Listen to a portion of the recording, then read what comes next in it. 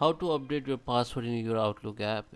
If you want to update your password in Outlook app only, you can update. So in this video tutorial, in this tutorial we are going to learn about. So let's start with the video, guys. Before starting, I request you to like this video, hit the like button, subscribe my channel, and don't forget comments below. So guys, in order to update your Outlook password,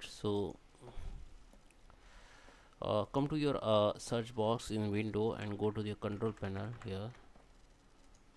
Just open the control panel and come to the, just switch your view by small icon and find out the option called mail Microsoft Outlook, or you can search from here. If you don't find, just double click on it, so the new window will be open. Now go to the email account.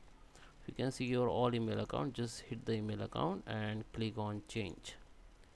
So you can see you can enter the password here and just click on remember and just click on next, or go to the more setting, click on outgoing setting, or you can use your login as using and username and password. Just remember the password and just click on OK. First try this one, just enter your password, updated password here, and click on next, and it will be this email will be connected automatically. And also check incoming mail server and outgoing mail server, SMPT, whatever this is server. If you're using the your company email, that you have to check on your IT person. So I hope you like this video. Please subscribe me. Thank you for watching.